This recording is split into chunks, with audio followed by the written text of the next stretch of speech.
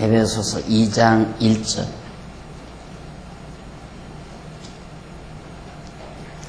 너희의 허물과 죄로 죽었던 너희를 살리셨도다.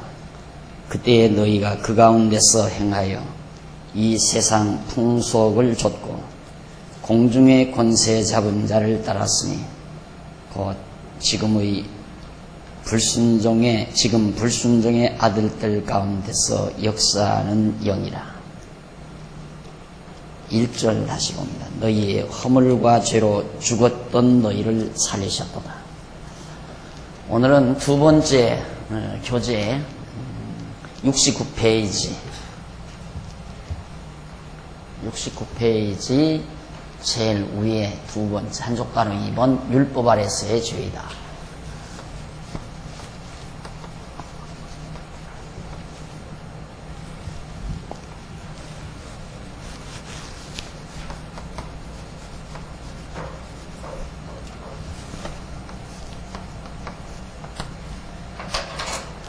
지난번에는 금과 법 아래서의 죄를 살펴봤고요. 오늘은 율법, 즉 모세의 율법 아래서의 죄를 우리 정리해 보고자 합니다.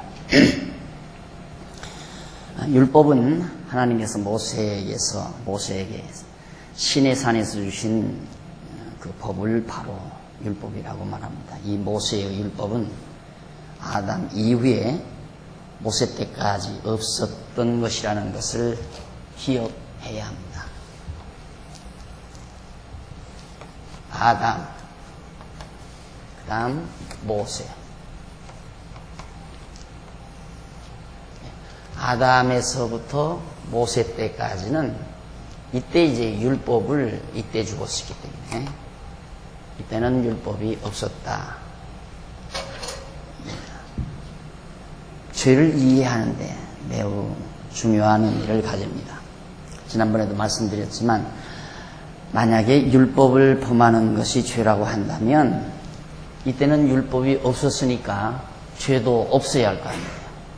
그렇잖아요. 근데 여전히 이 당시에 아담 이후에도 죄로 멸망을 하고 심판을 받고 노아홍수 때에도 죄 때문에 심판을 받고 소돔 고모라 성도 죄 때문에 다 불로 심판을 하고 다 죄가 있었어요.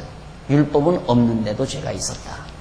따라서 율법과 관계없는 죄를 우리가 앞에서 살펴본 바대로 사실은 죄의 본질은 율법과는 무관한 것임을 우리가 확인해 봤습니다.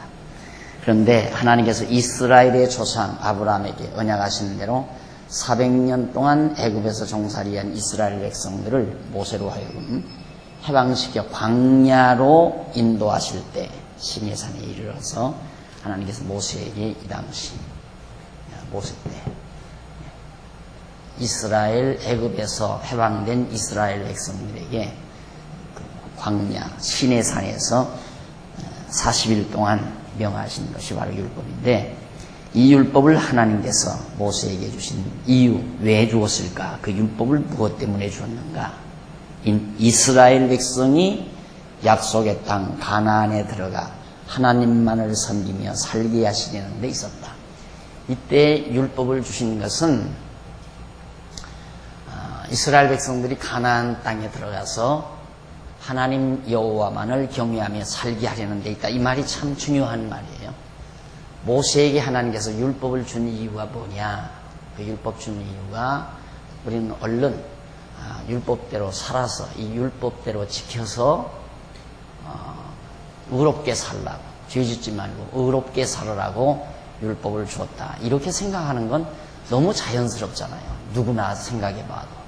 하나님께서 왜 모세를 통하여 이스라엘 백성에게 율법을 해줬는가?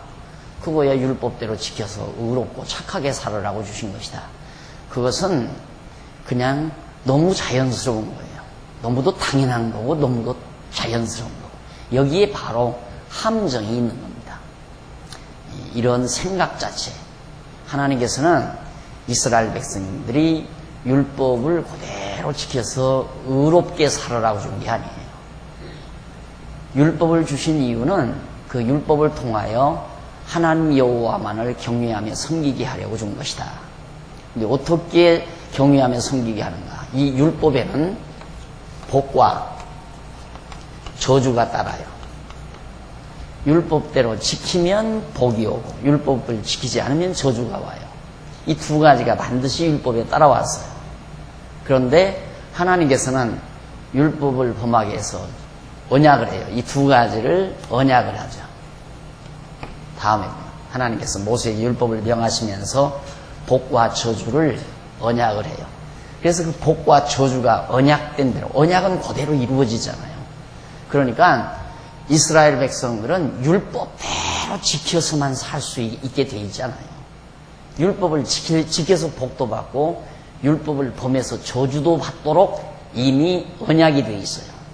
언약돼 있다는 말은 작정이, 하나님의 작정이 전제되잖아요. 하나님이 이미 그렇게 작정해 놓은 거라 이 말입니다. 그러니까 이스라엘 백성들이 율법을 범하고 저주받도록 작정이 돼 있고 또 복을 받도록 작정이 돼 있다. 자, 그러니까 일반적으로 보통 생각하기로 율법을 왜 줬는가? 율법대로 지켜서 의인이 되라고, 착하게 살으라고 줬다. 그건 전혀 안 맞는 얘기죠. 그러니까 우리가 지금 주일낮에 공부하지만은 북이스라엘은 3, 4대, 저주가 3, 4대 이르잖아요. 다윗 왕조에는 영원히 이루고 수천 대까지 하나님의 은혜가 복으로 임하고, 이 복과 저주가 율법을 통해서 주어지는 거죠. 그러니까 율법을 하나님께서 모세에게 명하시는 것은 율법대로 지켜가지고, 율법의 전문대로 지켜가지고 착하고 의롭게 살으라고 준 게 아니다. 그러나 대부분의 모든 성경학자들이 율법을 그런 방법으로 이해하는 거예요. 그러니까 풀리지를 않죠. 그쪽 방향으로 연구에 들어가니까. 그러나 율법은 반드시 복과 저주가 언약이 돼 있다. 약속이 돼 있다. 그래서 하나님을 미워하는 자에게는 3, 4대까지 그 벌이 임하는데 3, 4대까지 이르고, 하나님 사랑하는 자에게는 수천 대에 이른다. 이 복아니 이건 저주고, 3, 4대에 이른 건 저주고, 그 뒤에도 모압 평지에 가서 복과 저주를 쫙 언약을 해요. 그러니까 그 언약대로 반드시 되게끔 돼 있어요. 이걸 알아야 하나님이 율법을 주신 목적을 깨닫게 된단 말입니다. 우리도 그러잖아요. 율법대로 지켜 살아야 되는 줄로 그렇게 생각하지만, 우리 하나님께서 이미 어떻게 살 것 다 작정해 놓으시고 그 그렇게 작정대로 살아가도록 하나님이 다 인도해 가세요. 왜? 그걸 통해서 언약대로 성취 이루어지죠? 성취됨으로 하나님이 언약대로 이루시는 여호와의 심을 깨달아 여호와만을 경외하고 섬기게 하려는 거다. 이 율법을 주신 목적이 뭐냐? 여호와만을 경외하며 섬기게 하시려고 율법을 주었다. 그것이 바로 궁극적인 율법을 주신 목적이에요. 그러니까 하나님께서 모세를 통해서 이스라엘 백성에게 왜 율법을 줬나? 그 율법대로 착하고 의롭게 죄짓지 말고 살으라고 줬다. 이렇게 대답하면 틀렸다고 할 사람은 하나도 없을 거예요. 그러나 내가 볼 때에는 성경대로는 전혀 틀린 얘기예요. 전혀. 하나님께서 율법 주면서 미리 다 복받고 살고 저주받고 살고 다 언약해놓고 언약대로 다 하나님이 이루어가요. 그 율법의 언약대로. 율법도 언약이거든요. 이걸 신학에서는 행위 언약이라고 해요. 행위 언약. 네, 율법도 언약인데 언약은 언약대로 이루어지는 거 아니에요. 언약은 반드시 하나님의 작정에 기초되는 거고. 그러니까 너무도 당연한 얘기인데도 저런 생각을 일반적으로 상상을 못하는 거죠. 일반 구약학자들이나 신약학자들이 저런 생각을 상상도 못하는 거예요. 일반적으로. 그러니까 학문이 구약학이라든가 신약학이 정리가 될 수가 없고 신학이 제대로 체계화될 수가 없다는 건 너무도 당연한 겁니다. 그래서 지금까지 모든 신학은 파편적이에요. 부분적. 율법 논하면 율법에 대해서만, 전후 모든 사건과는 논리적으로 이렇게 연결이 되는 게 아니고 율법에 관해서만 이론을 전개하니까 성도들은 참 맞다. 하나님이 율법을 왜 줬는가? 이스라엘 백성들이 가나안 땅 들어가서 정말 범죄하지 않고 착하고 의롭게 잘 살게 하시려고 율법을 주었다. 그렇게 말할 때 누가 틀렸다고 하겠느냐 이 말이죠. 다 성경대로 맞다고 그러죠. 그러나 그건 틀린 얘기예요.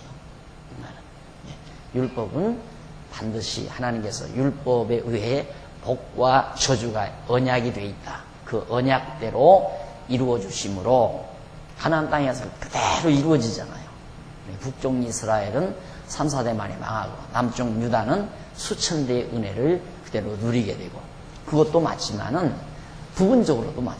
지역적으로 전부 복과 저주가 이스라엘 백성들에게 율법 따라 주는 거예요.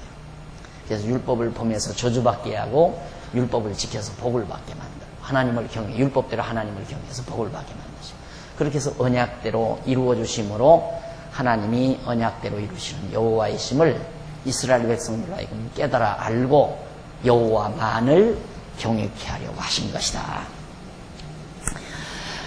자, 그래서 거기 이제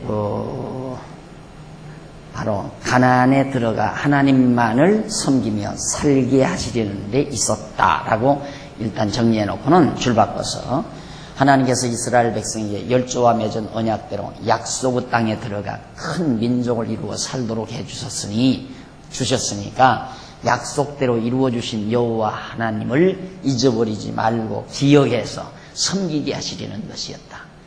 여호와 하나님 기억하게 하는 방법은 이 방법이에요.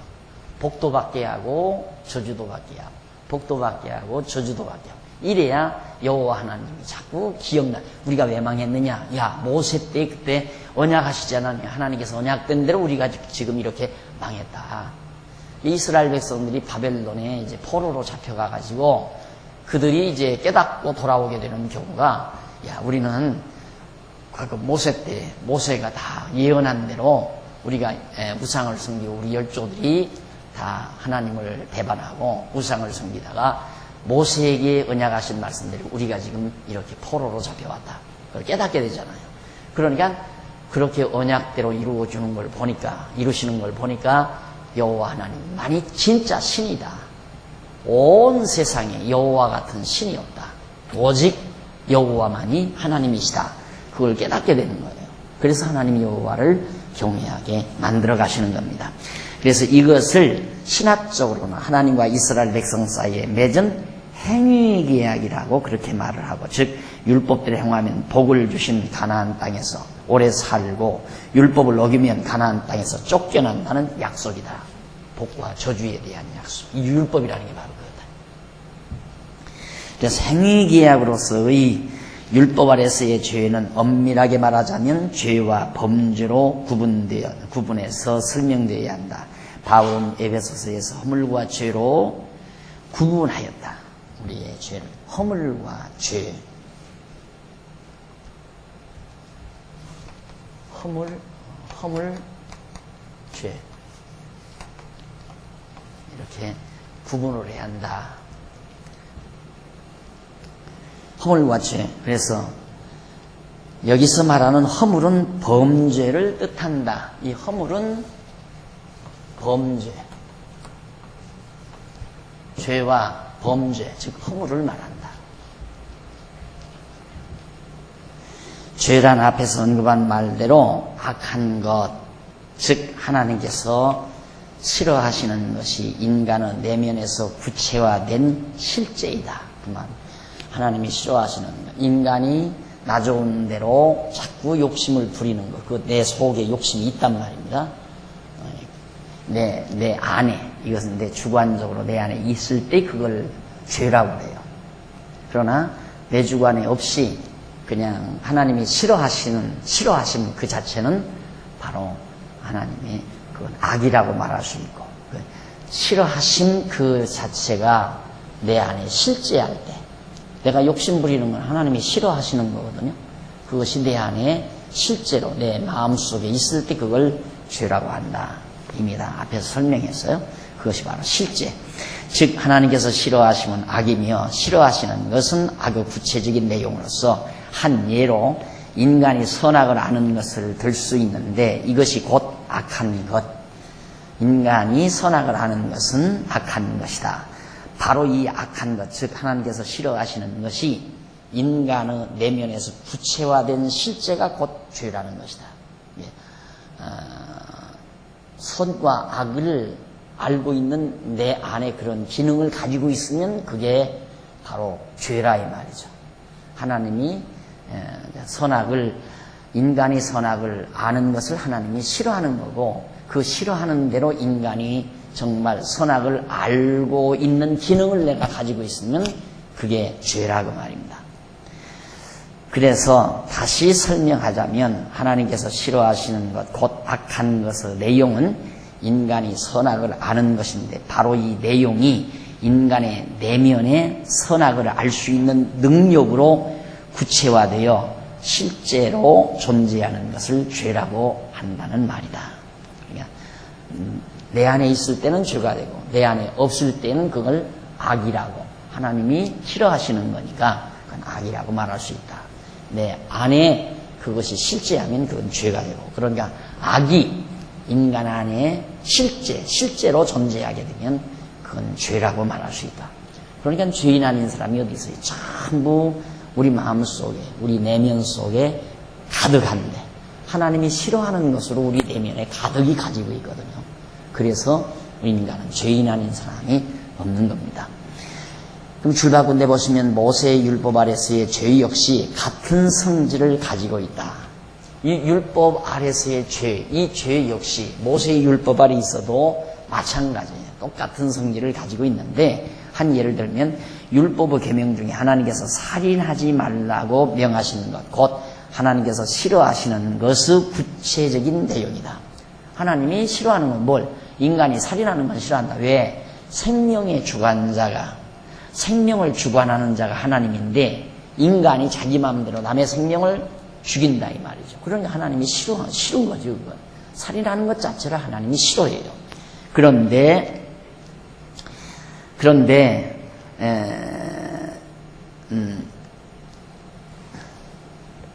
이와 같은 하나님께 싫어하시는 것, 즉 악한 것의 구체적인 내용이 인간의 내면에 사람을 죽일 수 있는 악한 요소들로 구체화되어 실제로 존재하는 것을 죄라고 한다. 그러니까 사람을 죽이는 것은 하나님이 싫어하는데, 사람을 죽일 수 있는 근본 요소, 그것이 인간 내면에 있다. 그게 뭐냐면 미움이죠. 그래서 그 줄바꾼데 보면 예수께서 제자들에게 율법을 가르치실 때 옛사람에게 말한 바 살인치 말라, 누구든지 살인하면 심판을 받게 되리라 하였다는 것을 너희가 들었으나 나는 너희에게 이르노니 형제에게 노하는 자마다, 화를 내는 자마다 심판을 받게 되고, 형제에게 나가라, 즉 범죄예요. 헬라 말로 나가라는 말은 욕설을 말하는데, 이렇게 욕하는 자는 공회에 잡히게 되고 미련한 놈이라 하는 자는 지옥불에 들어가게 되리라. 이게 다 죄니까. 그러니까 마음속에 미움을 가지고 있는 그 자체가, 형제를 미워하는 자체가 바로 죄다 이 말이죠. 그 미움이 밖으로 드러나서 사람을 죽이면 그게 이제 범죄고. 그러니까 죄는 내면의 실제, 허물은 내면의 실제가 드러난 것, 밖으로 드러난 것. 내 속에 형제를 미워하는 미움이 있었는데 그 미워하는 실제 행동이 밖으로 나타났다. 그걸 범죄라고 그래요. 그러니까 범죄해야 죄인이 되는 게 아니라 죄가 있으면 죄인이 되는 거예요. 그렇기 때문에 이걸 알면 감히 남을 정죄할 수가 없어요. 남을 정죄할 수가. 그래서 내가 죄인이라는 사실을 알면 누구도 남을 정죄할 수가 없다. 남을 정죄하는 것은 자기는 죄가 없다는 말과 같은 얘기거든요, 사람들이. 그래서 그런 어리석은 것을, 그래서 하나님께서는 남을 비판하지 말라. 남을 비판하는 그 비판으로 자기를 비판하는 것이다 하는 말을 예수님께서 하신 이유가 바로 거기 있는 겁니다.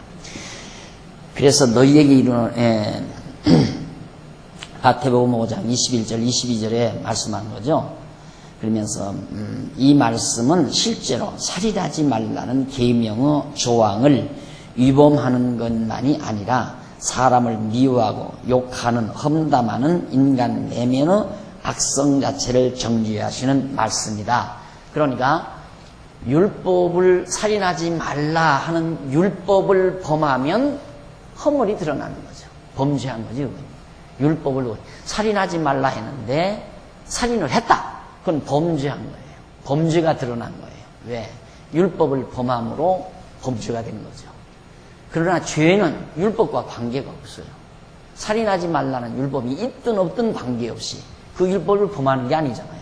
내 마음속에 형제를 미워만 하고 있는데 실제로 사람을 죽인 일이 없단 말입니다. 그러면 죄인이 아니잖아요. 주병진이 무죄 석방됐대요. 무죄 석방됐다는데 실제로 행동을 안 했으니까 무죄 석방되겠죠.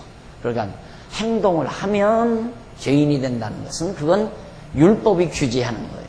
율법이. 그러니까 율법은 외형적인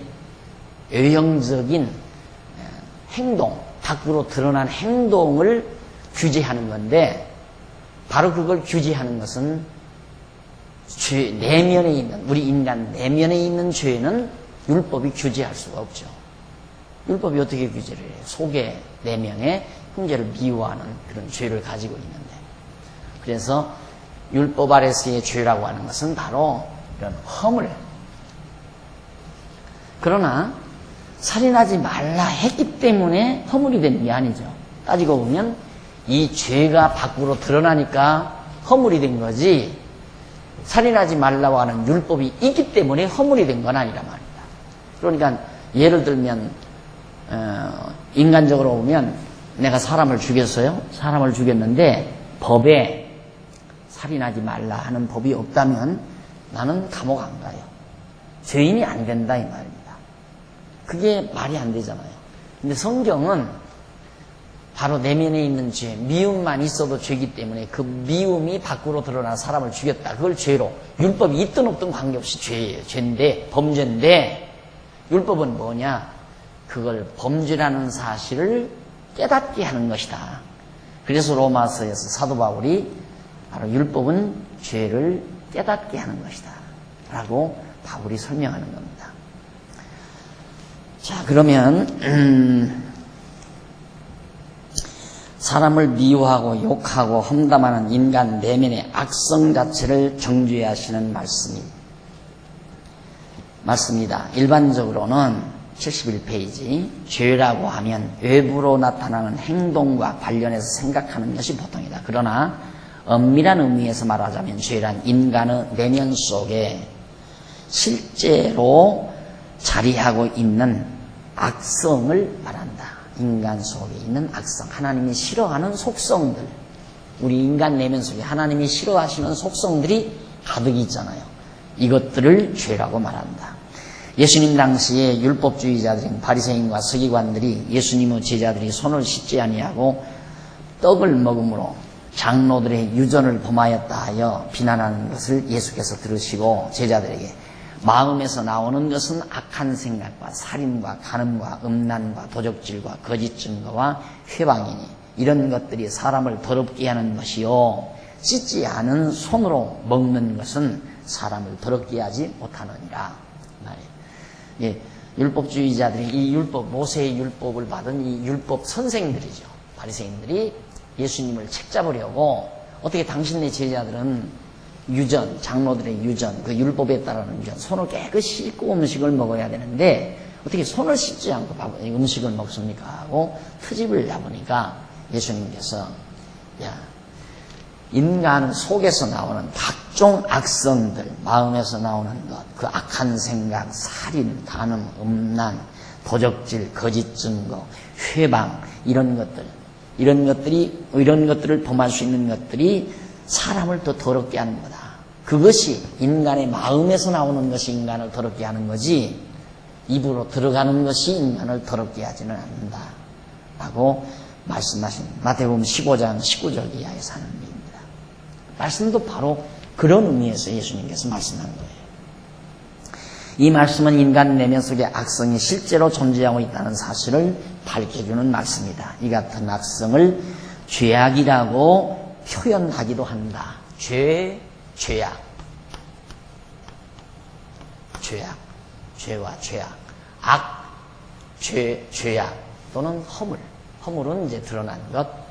죄악은 우리 인간의 내면에 있는 것.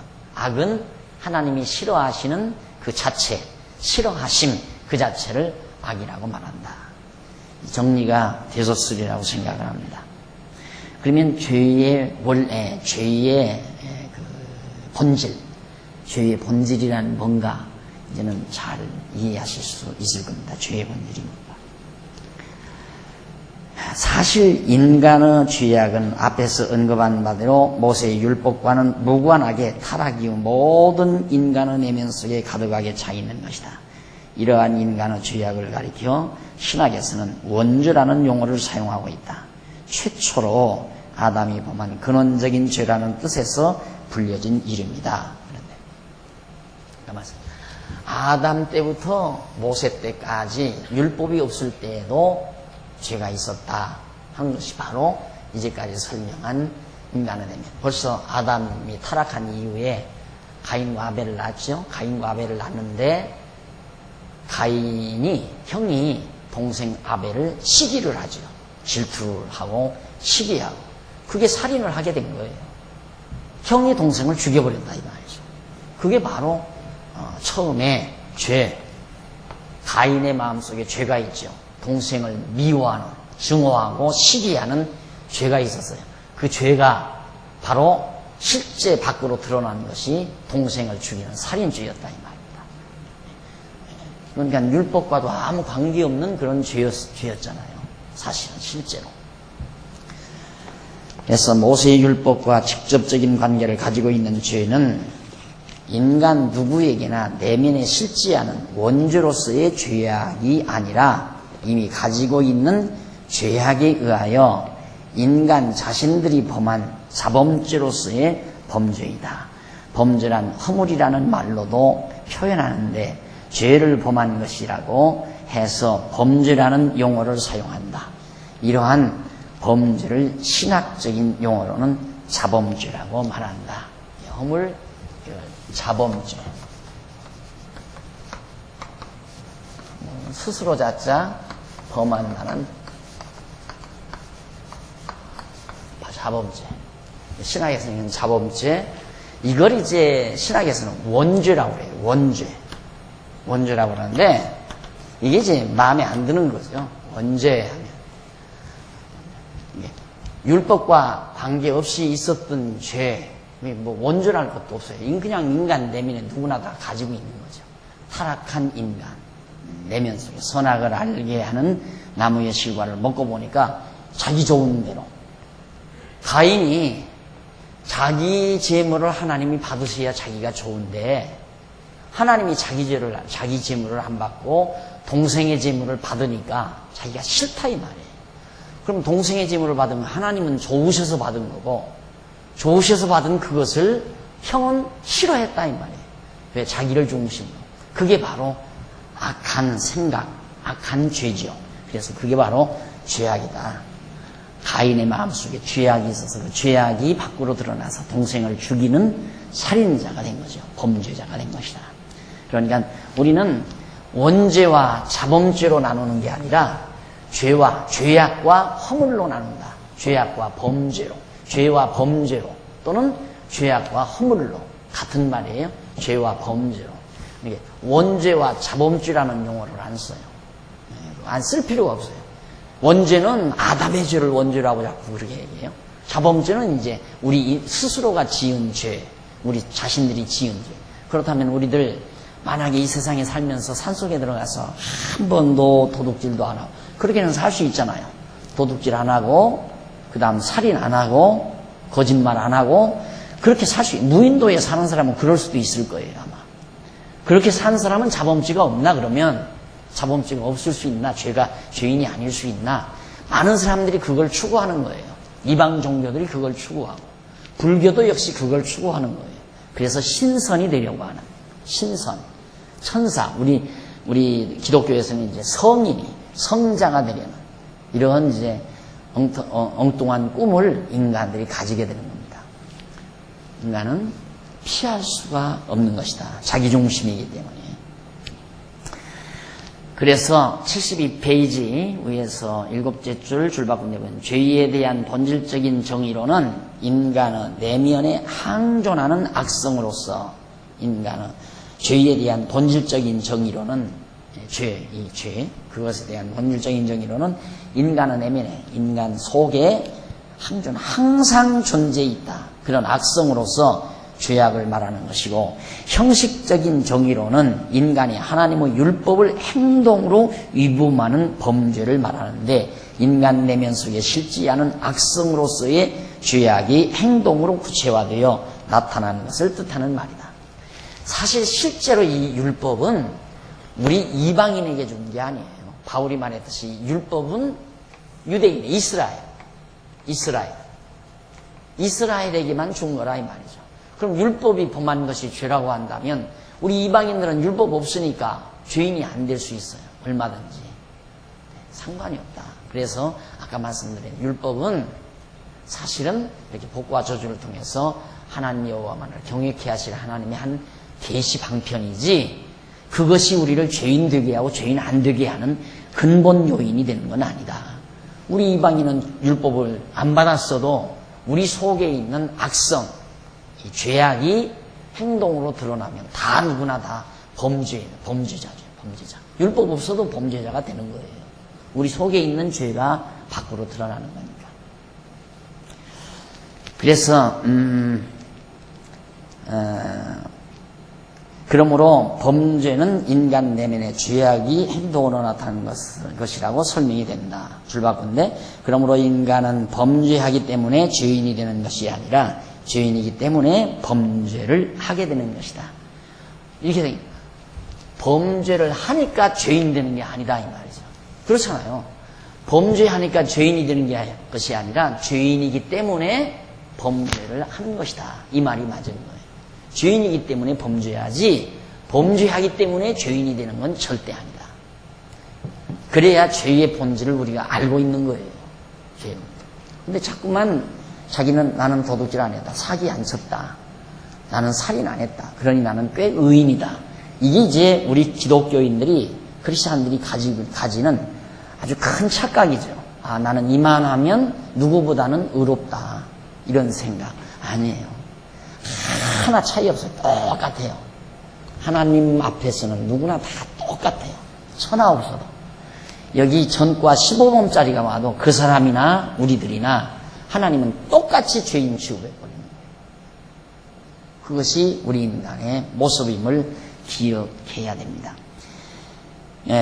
그리고 따라서 인간은 범죄와는 관계없이 근본 죄인이라는 사실을 알 수 있다. 일반적인 도덕적 사회에서는 범죄를 하지 아니하면 의인이라고 생각한다. 그러나 기독교는 범죄를 하든지 아니하든지 간에 관계없이 죄인이라고 규정한다. 바울은 이에 대해서 한 사람으로 말미암아 죄가 세상에 들어오고 죄로 말미암아 사망이 왔나니 라고 그렇게 로마서에서 말했죠.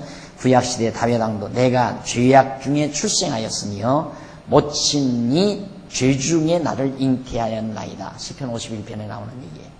그냥 나서 바로 금방 나는 이가 무슨 죄인이냐 하지만 죄악 중에 출생이에요. 죄 중에 잉태해서, 죄 가운데서 잉태해서 죄 중에서 태어나요. 그러니까 낳자마자 뿐만 아니라 뱃속에 들어있는 태아도 죄인이라 이 말이에요. 이것이 성경이 말하는 죄에 대한 정의라는 거. 항상 저 얘기는 얼마나 깨끗할까? 깨끗한 거 하나도 없어요. 그래서 신학교 다닐 때, 대학원 다닐 때 교의신학 교수 하나가 태아의 영아의 구원 문제에 대해서 얘기를 하더라고요. 영아의 금방 난 아이가 죽었다. 구원 받겠느냐 못 받겠느냐. 구원 받았다고 얘기를 하더라고요. 그래서 제가 질문을 했죠. 죄 중에 잉태해서 죄 중에 나는데 어떻게 구원을 얻습니까? 어물어물 해버리고 말아요. 그러니까 뭐 하나 죄가 무엇인지 정리가 안 된 상태에서 그럴듯하게, 그렇지 금방 나, 그렇다면 그냥 낳자마자 다 죽어야 돼요. 그게 제수야. 그러면 교회도 필요 없죠. 낳자마자 죽으면 다 천국 갈 거니까. 안 그래? 부어놓고. 그런 엉터리 같은 말이 어디 있어요. 그러니까 인간은 죄 중에 잉태돼서 죄 중에 출생한다. 태아, 금방 어머니 뱃속에 잉태된 아이도 죄인이다 라는 얘기입니다. 그 다음 제일 밑에 내면의 악성으로서의 죄악, 신학에서 원죄라고 하는 것, 죄악을 생내적으로 낳을 때부터, 출생할 때부터 생내적으로 가지고 태어나는, 출생할 때 가지고 태어나는 내면의 악성으로서의 죄악, 낳을 때부터 지금 설명한 거예요. 당연히 죄인일 수밖에 없으며 죄인은 역시 범죄할 수밖에 없는 존재이다. 죄인이 속에 죄가 들어있는데 밖으로 죄가 안 드러나는 것은 불가능하잖아요. 속에 죄가 가득한데 어떻게 죄가 밖으로 안 드러나요? 그래서 역시 우리 속에 있는 것이 밖으로 드러나며 사는데 이걸 누를 수 있는 힘은 내게 있는 것이 아니라 성령의 능력이 있다 이 말이에요. 성령의 소욕이 육체의 소욕, 내 속에 있는 죄의 소욕을 눌러줘야 내가 범죄를 안 할 수 있지, 성령이 거스려주지 아니하면 어느 항우장사도 범죄하지 않고 살 사람은 없다. 다 범죄하며 살게 된다 하는 얘기예요. 그래서 당연히 죄인일 수밖에 없어요. 죄인은 역시 범죄할 수밖에 없는 존재이다. 이러한 인간의 죄악과 범죄가 모두 율법과 관계에 있는 것들이죠. 그런 의미에서는. 이런 죄악과 율법과 관계가. 왜? 우리 율법에서 살인하지 말라, 도둑질하지 말라에 다 걸려든 거예요. 그러니까 뭔 얘기냐면 율법과 관계에 있는 데는 율법이 죄를 되게 한 것이 아니라 죄임을 깨닫게 한다. 죄인임을 알게 한다 이 말이에요. 이게 거울 역할을 하는 것이에요. 거울이 내 얼굴에 검정을 칠해준 것이 아니라 내 얼굴에 있는 검정을 거울이 발견하게 하는 거다 그 말이에요. 율법은 내 죄인 아닌 나를 죄인으로 만들어주는 게 아니라 내가 죄인이라는 사실을 알게 해주는 기능을 율법이 하는 것이다. 그런 의미에서 율법과 관계 있는 죄다 하는 얘기입니다. 바울은 로마서 3장에서 하나님의 심판의 목적을 설명하면서 율법 아래에 있는 자들을 향해 의인은 없나니 하나도 없으며 깨닫는 자도 없고 하나님을 찾는 자도 없고 다 치우쳐 한 가지로 무익하게 되고 선을 행하는 자는 없나니 하나도 없다고 그랬어요. 저희 목구멍은 열린 무덤이요 그 혀로는 속임을 베풀며 그 입술로는 독사의 독이 있고 그 입에는 저주와 악독이 가득하고 그 말은 피 흘리는데 빠른지라 파멸과 고생이 그 길에 있어 평강의 길을 알지 못하였고 저희 눈 앞에 하나님을 두려워함이 없느니라. 로마 3장 10절 이하에 나오는 얘기. 시편을 인용해서 시편에 있는 말씀을 바울이 인용해서 말한 겁니다. 즉 율법 아래서는 어느 누구도 의인이 될 수 없기 때문에 모든 심판을 받는다는 뜻으로 말하는 것이다. 그러니까 심판받는 데는 율법으로 깨닫게 해서 내가 죄인임을 알게 해서 심판하는 거죠. 율법이 없으면 죄인임을 자기가 모르니까, 깨닫지는 못하니까. 거울이 없으면 내 얼굴에 검정이 묻은 걸 모르듯이 율법이 없으면 내가 죄인임을 모른다 그 말이에요. 율법은 있는 죄를 죄로 깨닫게 하는 기능을 가지고 있다. 그래서 다윗은 여호와를 찬양하면서 여호와여 주께서 죄악을 감찰하실진대 주여 누가 서리이까 그러나 사유하심이 주께 있으면 주를 경외케 하심이니이다. 130편 3절 4절에 있는 말씀이죠. 이 찬양의 내용은 인간이 누구나 내면에 죄악이 가득하기 때문에 하나님께서 하나하나 다 살피신다면 아무도 두려워서 여호와 앞에 설 자가 없다는 뜻입니다. 앞에서 바울이나 다윗이 한 말은 모두 인간의 행동으로 나타난 범죄보다는 인간 내면의 죄악을 가리켜 한 말입니다. 이 같은 죄악이 인간의 내면에 있는 한 그 결과로 범죄를 하기 마련이다. 어느 누구도 인간 내면에 죄가 없는 사람은 없다. 그 죄가 밖으로 살아가다 보면 그 밖으로 드러나게 된다. 다 그러잖아요. 우리가 길에 가다가 좋은 차량을 보고 저 차량 참 좋다 하고 욕심을 부리면 그것도 죄예요. 그것도 악성에서 나오는 거예요. 자기 좋은 대로 자꾸 생각하니까. 그러니 그렇게 안 하고 살 사람이 누가 있어요? 다.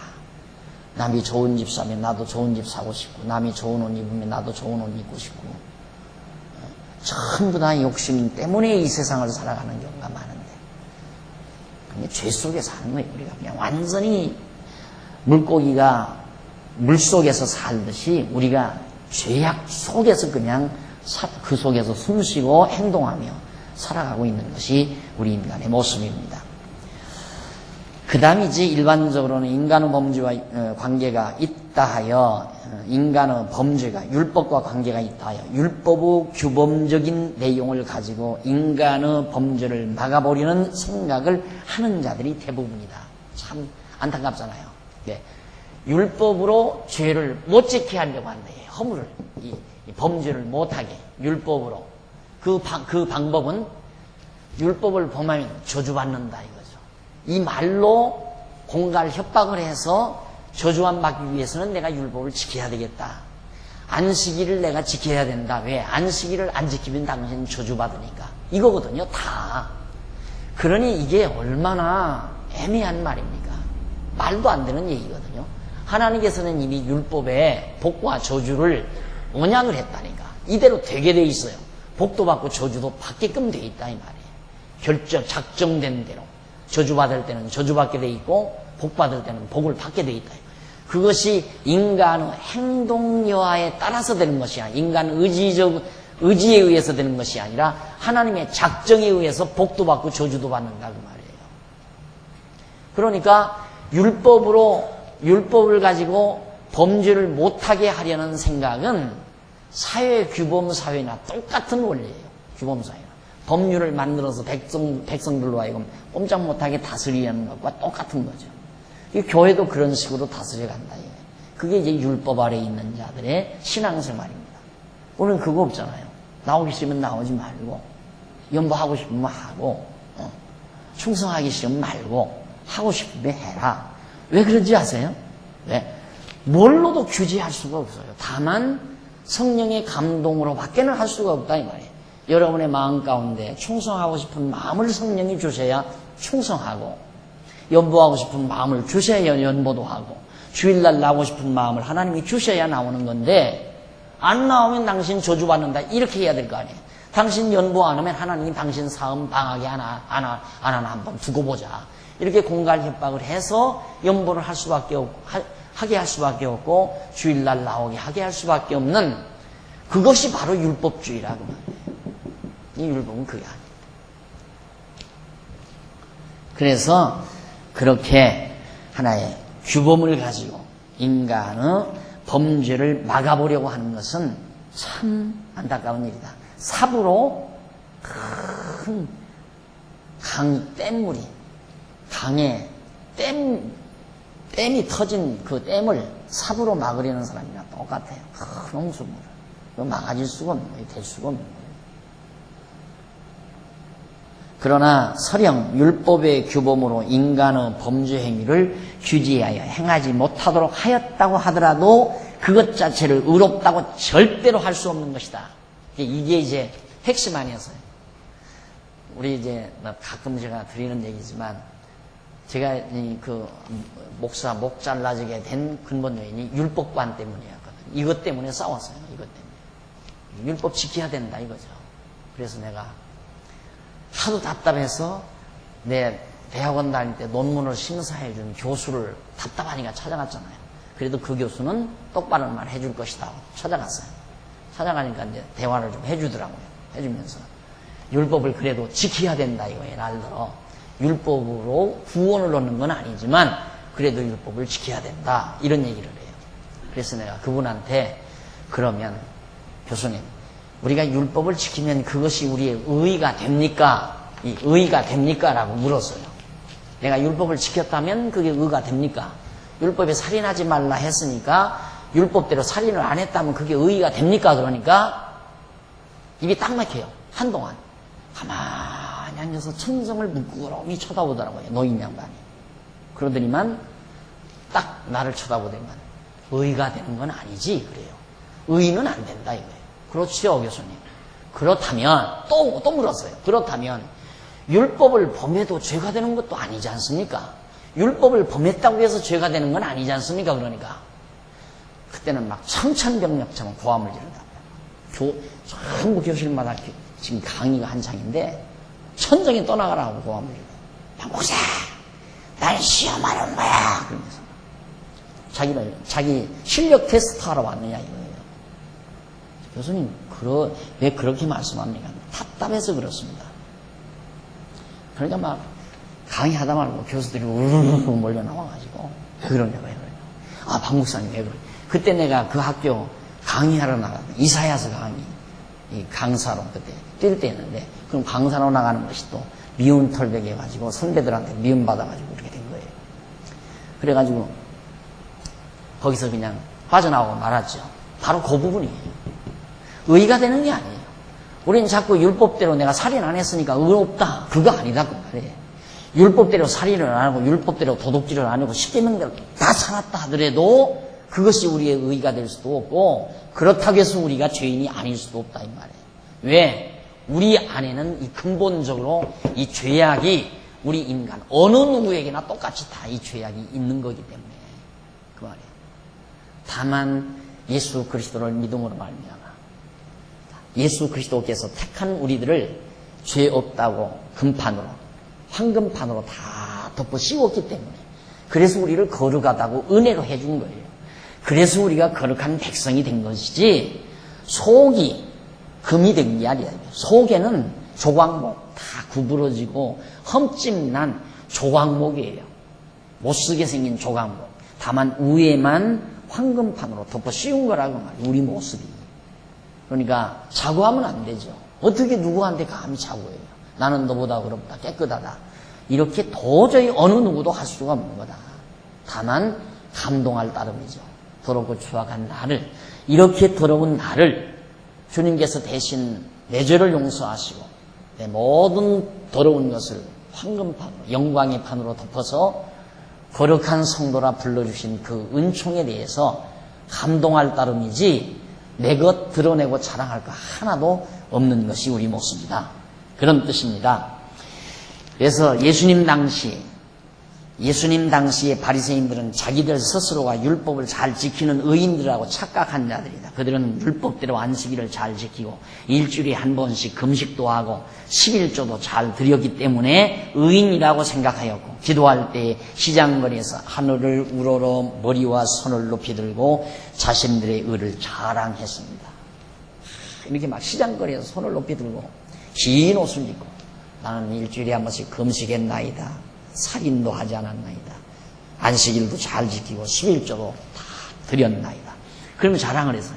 그러나 예수께서는 바리새인들의 이 같은 외식과 위선, 이걸 외식과 위선을 전부 현란하게 책망하신 것이다. 그러니 보세요. 외식이란 뭐예요? 내 속에 죄가 가득한데 의로운 척하는 게 외식이에요. 내가 덕망 있는 척, 내가 공덕을 쌓는 거. 그래서 정말 자기의 의를 드러내기 위해서 어디서 사회사업을 많이 하고 불쌍한 사람들을 많이 돕고 자기의 의를 드러내기 위해서. 우리는 고아원을 찾고 양로원을 찾는다면 사랑으로 해야지 이게 의로운 일이고 내가 이렇게 함으로 내가 의인이 되고 거룩한 사람이 된다.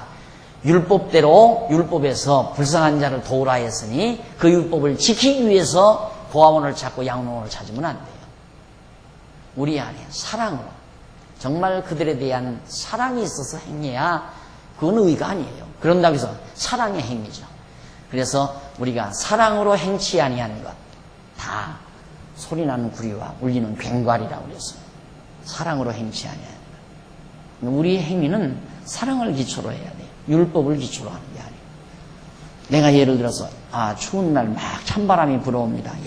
정말 부모 없는 어린아이들이 얼마나 고생스러울까 이런 생각을 하면서 그들에 대한 사랑하는 마음이 생겨가지고 라면이라도 몇십 상자 여점도에서 준비해가지고 고아원을 찾는다는 건 참 아름다운 일이에요.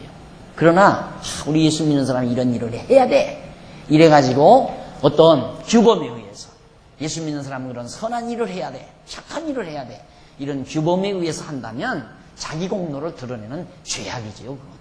사실 그건 따지고 보면 죄악이에요. 그러니까 순수한 사랑하는 마음으로 그걸 행해야 된다. 우리의 모든 행위는. 그러니까 사랑으로 행한 건 위선이 아니지만 규범으로 행한 건 자기가 자기의 죄를 커버하려는, 이렇게 커버하려는 위선행위다 이 말이에요. 위선. 그러니까 사회적인 도덕 분야는 전부 위선자들이죠. 위선자들. 자, 율법 아래서의 범죄에 관한 잘못된 생각. 여기서 한 번 더 말씀드리고 가십시다. 제가 이제 이렇게 강의를 하니까 여러분들, 우리들은 보통 내가 우리 교회 예전도에서 뭐 양로원을 찾아간다거나 고아원을 찾아간다거나 또 무슨 부모 없는, 부모 없이 소녀 가장을 찾아간다거나 그런 행위를 예전도나 남전도에서 한 일이 뭐 몇 번 기억이 나요. 몇 번. 헌옷까지 이렇게 준비해서 갖다 주고 했다는 거. 그죠? 한 손가락 꽂을 정도의 이 여파가 클 거예요, 아마. 제가 그렇게 강의하는. 그래서요, 명심하실 일은 하지 말라는 얘기가 아니에요. 하되 사랑으로 해라. 절대 해야 되기 때문에 하지 말아라. 예수 믿는 사람은 이런 일을 해야 돼. 여전도인은 이런 일을 해야 돼. 이것 때문에 해서는 안 된다. 정말 그들이 불쌍한 마음이 들고 가련한 마음이 들고 그들의 영혼을 사랑하는 애틋한 사랑의 기초에서 행해야지. 그럼 사랑의 기초에서 행하면 하는 사람도 즐거운 거예요. 그러나 규범에서 행한다면 해놓고도 아깝고, 해놓고 자랑스러워, 자랑하고 싶고, 그걸 행하고 자랑하고 싶고 또 하고 나서 아까운 생각이 들고. 그러나 사랑으로 행하는 것은 만족해요. 참 만족해요. 사랑의 행위를 했으니까. 이것이 예민한 부분들이죠. 그런 부분들이 매우. 그래서 율법 아래서의 범죄에 관한 잘못된 생각은 자칫하면 외식과 위선을 조장하는 결과를 가져온다 나오잖아요. 율법 아래서의 범죄에 관한 잘못된 생각. 자칫하면 외식과 위선을 조장해요. 그래서 예수 믿는 사람처럼 위선자가 없어요. 위선 많은 데가 없어요. 참 많아요. 예수 믿는 사람들 가운데 위선자들. 지난번에도 강대상 하나 우리 진양덕 집사님께서 사놓으신다고 그래가지고 구경을 하러 갔었어요. 가가지고 보니까 와, 그 성을, 소위 그들이 말하는 성이죠. 뭐 얼마나 다양하게 만들어놨는지 몰라요. 그렇게 많이 만들어놨다는 건 지금 교회들이 많이 상하고 있다는 얘기거든요. 여름 것, 봄 것, 가을 것, 겨울 것, 목사 입는 것, 찬양대들 입는 것, 장로님들 입는 것, 안내원들 입는 것, 막 다양하게 다 있어요. 그런 것들이 자칫 잘못하면 전부 위선이나 위선을 조장하는 그런 외식과 위선을 조장하는 그런 행위들이 되는 거죠. 내가 오죽하면 저 찬양대들이 가운을 입고 싶어서 20여 년이 지나온 동안 몇 차례 나한테 건의가 올라왔어요. 몇 차례. 그래서 내가 그랬어요. 그거 입어도 나야 다 소화할 수 있고 상관이 없는데 훗날 나 죽은 이후에 또 이 앞서 공부하신 우리 어른들이 세상을 뜨신 이후에 다시 원위치로 돌아갈 염려가 있어서 가능만 하면 안 입는 게 좋겠다. 정 보기 싫으면 옷을 어느 정도 색깔을 어느 정도 검정기면 검정거, 그다음 흰 브라우스면 흰 브라우스 대략적으로 이렇게 맞춰서 어떤 사람은 잠바 입고 올라오고 어떤 사람은 티셔츠 뻘건 건 입고 올라오고 어떤 건 시꺼먼 무슨 막 정장을 입고 올라가고 막 알락달락 보기 싫다 이거예요. 나는 도리어 다양스러워서 좋기는 하던데 개성도 있고 근데 그걸 보기 싫어 하더라고요. 그러니까 그런 것들이 이제 하나하나 뭉쳐지면 이제 아주 교회가 이상야릇한 그런 분위기로 만들어져 가는 거예요. 그러니까 어떤 분들은 이 교회가 이렇게 가난한가, 강대상도 이거 구멍난 거, 아마 신 집사님이 이거 구멍난 거 보여. 저 구멍난 거 지금 테이프로 태워가지고 하는데 저걸 보고도 야 되게 가난한가 보다 이럴지 모르지만 저는 이렇게 들고 있는 거 하나도 솔직히 뭐 왜 그러는가. 국민학교 교실 가면 이만도 훨씬 못해요. 이것만. 훨씬. 여기라고 해서 국민학교 교실보다 더 나아야 된다는 이유는 없거든요. 물론 깨끗하고 단정한 건 좋지만은 특별히 막 이런 정도의 강대상 규모면요 3층짜리 놔야 돼. 이렇게 해서 여기까지 내려야 돼. 이렇게 딱 해서 쫙 해서 이렇게. 내가 이걸 고르니까 개척교회예요 그러더라고요. 목사님 개척교회예요. 그렇다고 그냥 그러고 말하는데, 이제 그런 것들이 왜 자꾸만 제가 이렇게 자제를 하느냐. 사실 저는 이렇게 딱 연설 때 있잖아요. 연설 때 왜 국회의원들 나서면 이렇게 박스 가득 하나 놓고 막 거기서 연설하잖아요. 이거 넓으면 칠판 보는데도 그렇고, 그래서 이걸 좀 낮은 거 칠판 보기도 좋게 그렇게 해서 하려고 하는데, 주변에서 너무 작으면 보기 싫다고 난리들을 쳐서 이거보다 조금 클 거예요. 약간 큰 거 들어오더라도 이해하고 그냥 보시고요. 깨끗하고 이뻐요. 이쁘니까 그런 대로 보시면 될 겁니다. 자, 이것들이 위선, 그 다음 외식. 이게 가장 신앙인에 있어서는 적이에요. 위선과 외식은 적이라 이 말입니다. 솔직한 거, 가장 좋은 거예요. 그냥 솔직한 거. 그게 자기 정신 건강에도 좋고 솔직한 것이. 위선과 그 다음 외식은 자기 정신 건강에도 안 좋아요. 그런 사람일수록 마음이 자만해요. 속에 자만기가 가득히 들어있어요. 그러니까 그 자만기를 자기는 자만한 생각을 가지고 있는데 옆에서 그렇게 인정을 하려면 열받는 거예요. 열받고 속상하고. 그래서 이제 자꾸만 악성이 자꾸 드러나고. 그러니까 그런 위선과 외식하는 마음이 없다는 것은 그만큼 이제 악성이, 속의 악성들이 많이 이렇게 잦아진다는, 없어져 간다는 얘기죠. 악성이 없을수록 좋죠. 정신건강에는 또 말할 것 없이. 그래서 자칫 잘못하면 기독교가 위선자, 외식하는 자를 자꾸 길러낸다. 그래서 예수 믿는 사람처럼 외식하는 자가 없고 위선자도 그리 많지 않다. 이 신앙인 가운데 참 그런 사람이 많아요. 위선자, 외식하는 자. 이런 경우 때문에 그래요. 율법 때문에. 그래서 기독교 역사상 경건주의자들의 사상이나 행동은 외식과 위선으로 포장이 된 싸구려 상품에 지나지 않는 것이다. 이러한 결과는 모세의 율법의 일부분을 도덕적 관점에서 이해한 결과로 소위 율법 중에 도덕법은 그리스도인들이 반드시 지켜야 할 도덕적 규범이라고 생각하는 것으로부터 시작된 것이다. 그래서 이 경건주의자들의 어리석음이 얼마나 참 미련한 것인가 할 수 있죠. 경건주의자들은 도덕법에 의하여 그리스도인들의 행동을 규제하고 행동 방향을 제시하여 줌으로써 인간 내면의 죄악에 대한 존재 여부와는 관계없이 외적인 행동에 있어서만 의로운 것 같고 거룩한 것 같은 외식적인 위선만을 조장하는 결과를 가져오게 된다. 속에는 그 사악한 마음이 욕심으로 가득 차 있는데, 그러니까 특히 기도 많이 하는 사람, 기도 오래 하고 크게 많이 하는 사람일수록 욕심이 많은 사람이에요. 욕심이 많을수록 소위 욕심도 많을 뿐만 아니라 야망이 큰 사람들. 내가 이 세계를 움직인다. 한국에 제일 가는 부흥사가 된다. 한국은 나의 교구다. 세계는 나의 교구다. 이런 비장한 야망, 욕심이 가득한 사람들이 산에 가서 능력받겠다고 와 기도하고 밤새며 기도하고 자기 욕심 채우려니까. 그게 이제 왜 소위 이제 그 부흥사들의 심리 속에 담겨져 있는 사악성이죠. 그걸 채우는 줄은 모르고 성도들은 그게 능력이고 본능인 줄로 착각하고 있는 겁니다. 그래서 이와 같은 현상은 기독교의 순수성을 잃어버리게 해서 크게 변절시키는데 한 몫을 담당하고 있는 아주 고질적인 현상 중에 하나라는 것.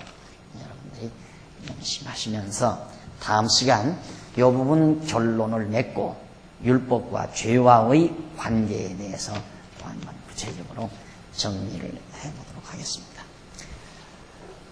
기도하십시다. 자비하신 아버지 하나님, 죄 중에 잉태해서 죄 중에 사는 저희들, 우리가 하나님 앞에서 정말 죄인이 아닌 자가 아무도 없고 우리 안에 정말 악성이, 죄악성이 가득한 더럽고 추악한 저희들이 오나, 그러나 그리스도께서 우리를 대신해서 다 죄를 정리하시고 우리 영광의 금판으로, 황금판으로 다 덮어서 쌓아주시고 감싸주시고 덮어주소서. 의롭다 하시고 거룩하다 일컬어주신 하나님의 크신 은혜를 생각할 때마다 감격하지 않을 수 없습니다. 하나님 아버지, 자만함에 빠지지 말게 하시고 항상 겸손한 마음으로 하나님의 은혜의 감동을 가지고 살아가는 슬기로운 종들이 되도록 인도해 주시옵소서. 우리 능력으로는, 우리의 힘으로는, 우리의 의지력으로는 도저히 우리 안에 있는 악성을 몰아내기는 낼 수 없다는 사실도 솔직하게 인정을 합니다. 성령께서 우리 안에 오셔서 몰아낼 모든 악성들을 몰아내 주시고 우리들을 하나님의 귀한 백성답게 살아갈 수 있는 사랑의 힘이 우리 마음속에 크게 작용하도록 역사하시옵시기를 비오며 돌아가는 발길도 지켜주시고 주 안에서 다시 만날 때까지 평강을 더하시옵소서. 예수님 이름으로 기도드립니다. 아멘. 하늘에 계신 우리 아버지,